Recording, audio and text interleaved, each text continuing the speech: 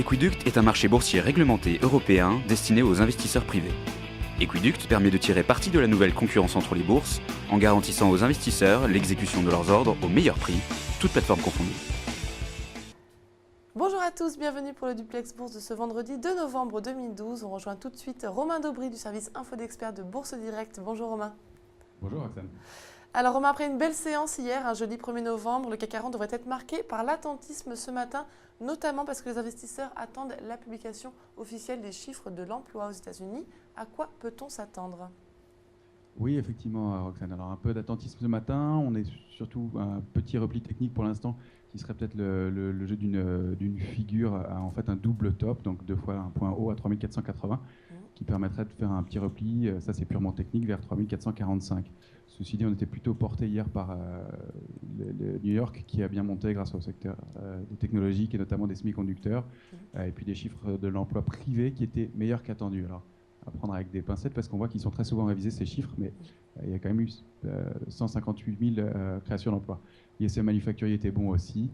En revanche, 9 000 chômeurs hebdomadaires en plus, ça c'est un peu contre la tendance précédente. Ceci dit, pour nous, et ce qui nous laisse toujours un peu dans le doute, c'est que la Grèce attend toujours ses 31,5 milliards et que rien n'est encore négocié alors qu'elle les attendait depuis fin octobre. Donc un peu de doute sur le sujet et donc un marché un peu attentiste, effectivement. D'accord. Au niveau des supports et des résistances, que peut-on attendre ? Alors important, c'est 3445,90 autour duquel devra se jouer la séance. Si on est au-dessus de 3480, on pourrait avoir une extension à 3506, qui est le pivot vendeur 8 heures, et puis sinon 3520. En revanche, 3480, comme je vous le disais, ça constituerait une figure en double top. Et donc, il pourrait y avoir un repli vers 3445, 3435, pour jouer ensuite un retour vers 3413, qui serait le bas de la figure en question. Et puis derrière, l'extension à la baisse possible vers 3371, et puis un support important qui serait le bas de la tendance actuelle à 3325. D'accord. Du côté des titres, Alcatel a annoncé un troisième semestre en net repli de 145 millions d'euros. Cela dit, c'était une perte qui était attendue, moins pire que prévu, mais elle plombe quand même le titre en bourse ce matin. La direction de l'équipementier déclare avoir limité la casse. Qu'est-ce que vous en pensez ? C'est manifestement le cas puisqu'elle perdait presque 10% à l'ouverture, mais pour l'instant elle n'en perd plus que 5 ou 6 environ. Et elle avait pris 5% hier, donc c'est relativement neutre pour le titre, même si ce n'est pas très positif. Il faut quand même rappeler qu'Alcatel, c'est le numéro 1 mondial du haut débit, elle propose une solution réseau complète, fixe, mobile, convergent, IP, et qu'elle est présente dans 130 pays. Ceci dit, même si c'est attendu, en année constante, eh bien, au troisième trimestre dernier, elle a annoncé un bénéfice de 194 millions. Donc là, il y a une perte, c'est quand même pas positif du tout, d'autant plus que c'est une perte d'exploitation, donc c'est important. Le chiffre d'affaires, ceci dit, est en hausse d'1,5%, et elle annonce malgré tout une trésorerie de 4,7 milliards, ce qui est à prendre aussi avec des pincettes parce que la trésorerie nette, elle, est négative.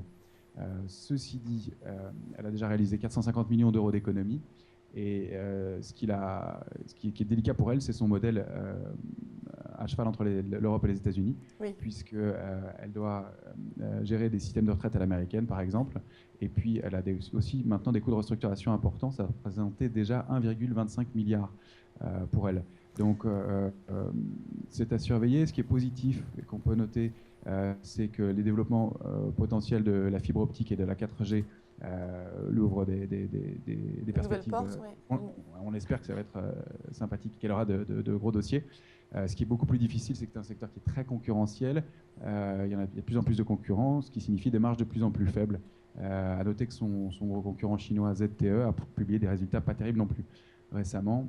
D'autre part, elle est du coup sensible au ralentissement de croissance, puisque ce sont des investissements lourds et qu'on met un peu de côté quand la période est plus difficile. Et puis, la dernière chose qui est délicate pour elle à manier, pour une entreprise avec sa structure, c'est l'exposition forte qu'elle a à l'euro-dollar. Donc, on limite la casse, mais à surveiller. Une situation qui reste fragile pour Alcatel-Lucent. à Le fait. Conseil de stabilité financière du G20 a publié hier une liste de banques dites d'importance systémique. En fonction de leur classement sur cette liste, ces banques devront s'imposer des mesures de protection en cas de faillite. Quelle incidence aujourd'hui sur le secteur bancaire ? Alors, le secteur bancaire, il réagit pas très bien ce matin. Il baisse un petit peu, mais c'est pas très significatif. Ceci dit, il y a donc 29 banques qui sont concernées, 3 en France, BNP, Société Générale et Crédit Agricole. Dexia en a été exclu, puisqu'évidemment, elle n'est plus, ça ne la concerne plus. L'impact pour les banques, ça va être des conditions de surveillance plus importantes et puis un impact évidemment sur les fonds propres. Le ratio Tier 1 Core qui leur est demandé est de 7%, alors qu'il est en général de 5% dans le secteur. Donc, c'est un peu plus lourd. La nouvelle qui pèse un peu, c'est que d'ici 2019, ce ratio devrait augmenter de 1,5 à 2,5 points selon les banques. Et ça, ce sera déterminé en 2014 pour chaque banque individuellement. Donc, ça va évidemment avoir un poids pour elles. Du coup, elles vont devoir augmenter leurs dépôts et puis optimiser leur ratio en fonds propres, c'est-à-dire qu'elles vont recentrer leurs activités probablement vers des secteurs moins consommateurs de dépôts et donc probablement moins rentables, et ce qui signifie probablement des baisses de dividendes. Donc évidemment un impact un petit peu négatif pour elles. Pour l'ensemble des banques mondiales. Du côté de Wall Street, on l'a dit, c'est les chiffres de l'emploi qui occupent les investisseurs. Le taux de chômage pour octobre et les créations d'emplois pour septembre sont attendus cet après-midi.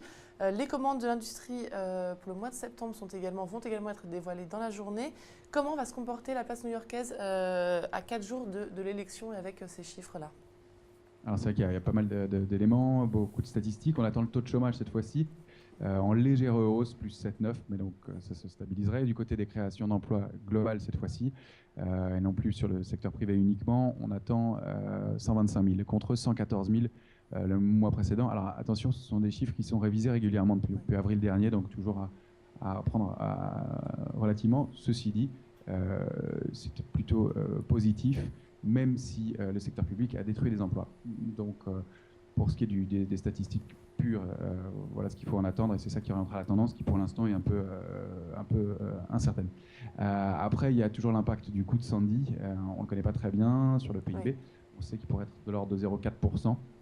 Sur un PIB de 2%, ça pèse lourd, et donc ça risque de donner un coup de frein à court terme, ça c'est sûr.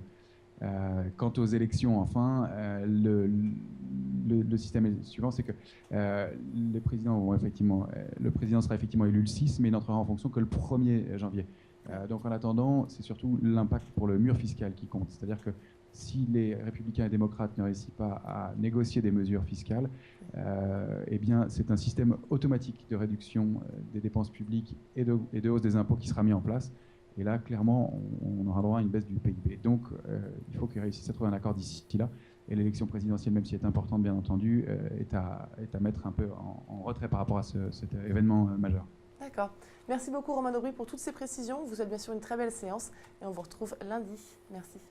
Merci beaucoup, Roxane. Bonne journée. Au revoir. Merci. C'est l'heure de Dr Win et Mr Lose.